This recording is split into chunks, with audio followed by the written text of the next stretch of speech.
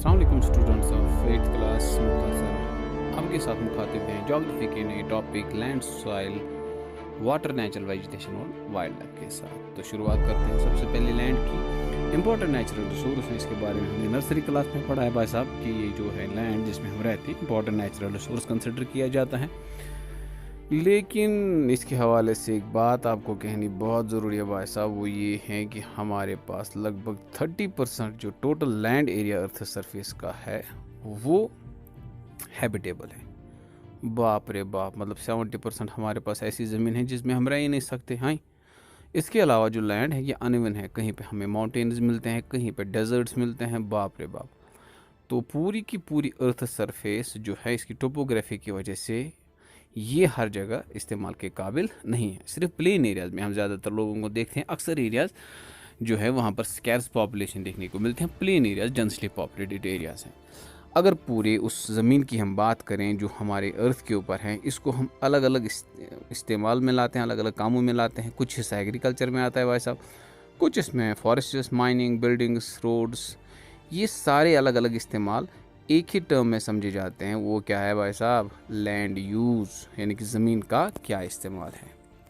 Okay, इसके अलावा आपको ये भी बताता चलूँ कि 90% जो दुनिया की पॉपुलेशन है वो अर्थ के सिर्फ 10% लैंड में हमें देखने को 30% लैंड में हमें देखने को मिलते हैं। यानी कि दुनिया की 90% पॉपुलेशन दुनिया के 30% जो है लैंड एरिया में देखने को मिलती हैं, और बाकी जो 70% लैंड है वहाँ पर हमें या तो कम पॉपुलेशन देखने को मिलते हैं या पर वहाँ पर पॉपुलेशन ही नहीं है भाई साहब। उस लैंड की टोपोग्राफी की वजह से या बाकी सारे नेचुरल क्लाइमेटिक फैक्टर्स की वजह से वहाँ पर हमें पॉपुलेशन ही नज़र नहीं आते हैं। जैसे डेजर्ट्स, हाई अल्टीट्यूड रीजन्स हैं या हाई लैटिट्यूड रीजन्स, वहाँ पर हमें कोई पॉपुलेशन नज़र नहीं आती हैं। इसके बाद अगर हम लैंड की ही बात करें, इसको अगर हम डिवाइड करते हैं दो हिस्सों में, यानी कि ये लैंड है किसकी, या तो ये प्राइवेट लैंड हो सकती है, किसी एक इंसान की लैंड हो सकते हैं, जैसे आपकी ज़मीन है इंडिविजुअल, इसको हम क्या कहते हैं, प्राइवेट लैंड इसको कहा जाता है। उसके बाद आती हैं कम्युनिटी लैंड, यानी कि सबकी लैंड जो कॉमन यूज़ में आते हैं, जिसका हर कोई इस्तेमाल कर सकता है, या हर किसी की लैंड, इसको हम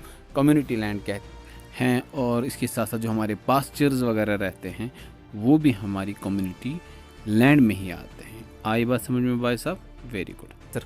कॉमन प्रॉपर्टी रिसोर्स भी इनको कहा जाता है। अच्छा सर, जो हमारे पास लैंड यूज़ हैं ओवर द टाइम, अगर हम इसकी बात करें, ये वक्त के साथ साथ बदल गया। पुराने ज़माने में लैंड को एक तरीके से इस्तेमाल किया जाता है, आज अलग तरीके से इस्तेमाल किया जाता है। इसको आप जहन में रखेंगे। तो जूं जूं लोगों की डिमांड बढ़ती गई, उसी के साथ साथ अवेलेबिलिटी ऑफ लैंड भी कम होता गया। हमने इसको कमर्शियल एरियाज़ में तब्दील कर दिया, लैंड को हाउसिंग कम्प्लेक्सेस में तब्दील कर दिया, अर्बन सेंटर्स में तब्दील कर दिया। कुल मिलाकर हम कह सकते हैं इंसान ने लैंड का इस तरह से इस्तेमाल किया कि इसकी बैंड ही बज गई। Land degradation, land slide, soil erosion, deforestation, ये बहुत बड़े वो खतरे हैं जो भाई साहब इस लैंड के साथ एसोसिएटेड है। हमने इस्तेमाल ऐसे किया लैंड को कि इसकी बज गई बैंड। यहाँ पर आप देख सकते हैं फोटोग्राफ 1 में एक अच्छा खासा गांव धीरे धीरे करके फोटोग्राफ 2 में आप देख सकते हैं बिल्डिंगों में तब्दील होता गया। तीसरी फोटोग्राफ में आप देख सकते हैं बहुत कम ज़मीन है, बाकी सारी बिल्डिंगें और रोड्स में तब्दील होता गया।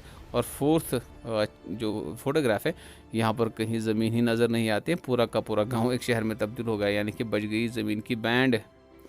अच्छा सर, अगर हम इसी तरह से ज़मीन को इस्तेमाल करें तो प्रॉब्लम क्रिएट हो सकते हैं, लैंड डिग्रेडेशन हो सकती हैं, और यही वजह है कि कंजर्वेशन ऑफ लैंड जो है इसकी ज़रूरत पड़ गई। पॉपुलेशन बढ़ती गई, ज़मीन की डिमांड भी बढ़ती गई। हाँ, जो हमारे पास फॉरेस्ट कवर एरेबल लैंड्स थे, वो यार natural resource important plain areas थे, वो अलग अलग इस्तेमाल में लाए गए इंसानों की तरफ से, जिसकी वजह हमारे पास लैंड बची ही नहीं है। और डिग्रेडेशन ऑफ ये जो लैंड रिसोर्सेज हैं, इसको करना है चेक, इसको रोकना है, वरना हमारे पास ज़मीन ही बचेगी ही नहीं। हमें क्या करना है, कंजर्वेशन ऑफ लैंड के हिसाब से एफॉरेस्टेशन करने हैं, पेड़ लगाने बस सब हैं। इसी तरह से केमिकल और पेस्टिसाइड्स, फर्टिलाइज़र्स को रोकना है इस्तेमाल करने से, ओवरग्रेजिंग रोकनी है। ये कुछ कॉमन मेथड्स हैं जिनकी मदद से हम लैंड को डिग्रेड होने से बचा सकते हैं। अगर हमने नहीं किया तो बचेगी ज़मीन की बैंड। अच्छा, लैंडस्लाइड एक ख़तरनाक problem through out the world बनी हुई है, पर्टिकुलरली हिली एरियाज में। हम क्या करते हैं, जो ही डिफॉरेस्टेशन करते हैं, ऊपर से बारिश पड़ती है और टॉप लेयर जो अर्थ की है वो स्लिप डाउन होकर नीचे आ जाते हैं। अच्छा खासा पोर्शन लैंड का स्लिप डाउन होकर नीचे आ जाते हैं, जिसको हम बोलते हैं लैंडस्लाइड। इसकी वजह से एक तो टॉप लेयर ज़मीन की ख़त्म हो जाती हैं, दूसरा जो है ये दरिया में चला जाता है ये मटेरियल, ये इसको ब्लॉक कर देता है और उसकी वजह से भी नीचे डाउन स्ट्रीम बहुत सारे प्रॉब्लम्स हो जाते हैं। इससे प्रॉपर्टी और लाइफ का नुकसान भी देखने को मिलता है और ये ज़्यादातर लैंडस्लाइड अर्थ को जोन्स में देखने को मिलते हैं। क्या करें, किस तरह से बचाएं, हमें क्या करना है?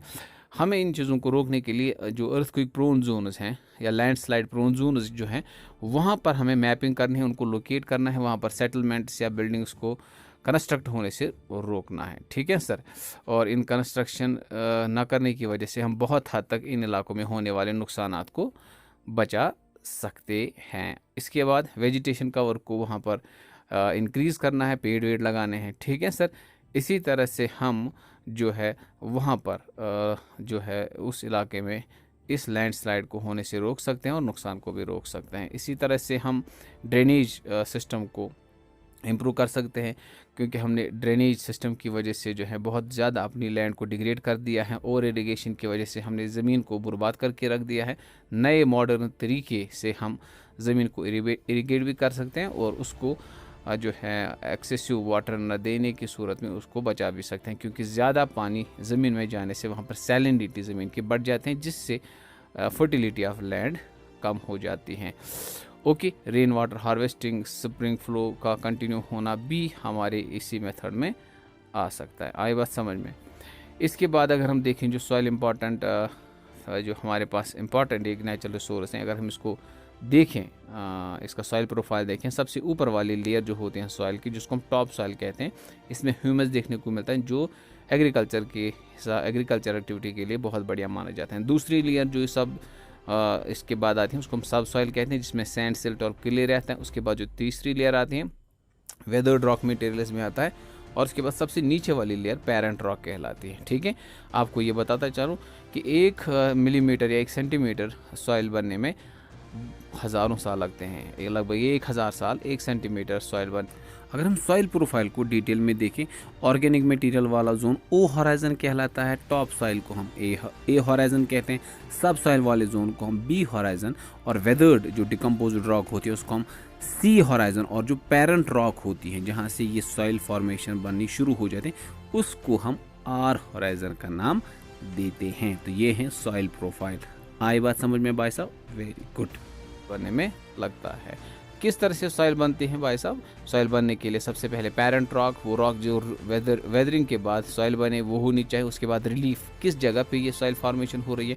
प्लेन एरिया में तो बन सकते हैं लेकिन स्लोपी रीजन में नहीं बन सकती, क्योंकि वहाँ पर विंड वाटर की वजह से वेदर्ड मटेरियल नीचे चला जाता है। फ्लोरा फाना अगर वहाँ पर होंगे सॉइल फॉर्मेशन के दौरान तो उसमें ह्यूमस चला जाता है सॉइल में और सॉइल की फर्टिलिटी बहुत ही बढ़ जाते हैं। क्लाइमेट, क्योंकि अगर हार्श क्लाइमेटिक कंडीशन हो गया या हमारे पास जो है दिन और रात के टेम्परेचर में बहुत ज़्यादा वेरिएशन होगी तो उसकी वजह से वेदरिंग जल्दी जल्दी हो सकती है और सॉइल फॉर्मेशन भी अच्छी तरह से बन सकती है। सबसे इंपॉर्टेंट फैक्टर सॉइल फॉर्मेशन के लिए टाइम, क्योंकि अगर 1000 साल तक कोई मूवमेंट उस वेदर मटेरियल में नहीं हुई तब जाके सॉइल बन सकते हैं। अगर कोई मूवमेंट हो जाती है तो वहाँ पर सॉइल फॉर्मेशन नहीं हो पाते हैं। डिग्रेडेशन ऑफ सॉइल, जिसके बारे में हमने पहले कहा कि सॉइल इरोजन एक ज़बरदस्त कंसर्न बना हुआ है थ्रू आउट द वर्ल्ड के हवाले से।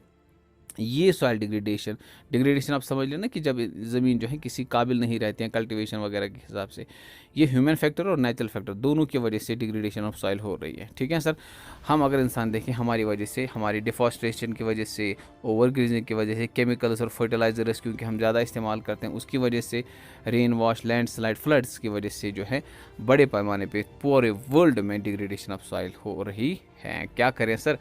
हम इसमें देख सकते हैं, हम टेरिस फार्मिंग कर सकते हैं। यहाँ पर आप फोटोग्राफ में देख सकते हैं, इस तरह से ज़मीन को स्टेप्स में कन्वर्ट करके फ्लो ऑफ वाटर रोक के जो है टेरिस फार्मिंग करके ज़मीन को या लैंड को या सॉइल को बचा सकते हैं। इसी तरह से कंटूर बैरियर्स, पत्थर या कुछ और चीज़ें पानी के सामने रख के उसकी स्पीड कम करने से भी हम सॉइल इरोजन रोक सकते हैं। कंटूर प्लोइंग आप देख सकते हैं किस तरह से स्ट्रिप्स में ज़मीन को कन्वर्ट करके कंटूर प्लोइंग के ज़रिए से भी हम सॉइल कंजर्वेशन कर सकते हैं। रॉक डैम्स हैं, इस तरह से आप देख सकते हैं कि पानी का फ्लो रोकने के लिए रॉक डैम्स को बना के हम फ्लो ऑफ वाटर रोक सकते हैं, जिसकी वजह से सॉइल इरोजन कम हो सकती हैं, और इसके साथ साथ फ्लड्स भी इससे कंट्रोल किए जा सकते हैं। और इसके साथ साथ शेल्टर बेल्ट, जिन इलाकों में विंड की वजह से बहुत ज़्यादा इरोजन होता है, उन इलाकों में आर्टिफिशियली पेड़ लगा के स्पीड कम करवा सकते हैं विंड की, जिसकी वजह से सॉइल को इसको विंड की स्पीड को रोक के सॉइल इरोजन को भी रोका जा सकता है। तो these are the some of the ways through which we can conserve the soil, या हम इसको सॉइल इरोजन को रोक सकते हैं। ये कुछ छोटी छोटी और मोटी बातें थी इस टॉपिक के हवाले से। उम्मीद है कि आपने इसको अंडरस्टैंड किया होगा। अगली वीडियो तक के लिए भाई साहब हमें इजाज़त दीजिए। सलामत रहिए, खुश रहिए, अल्लाह हाफिज़।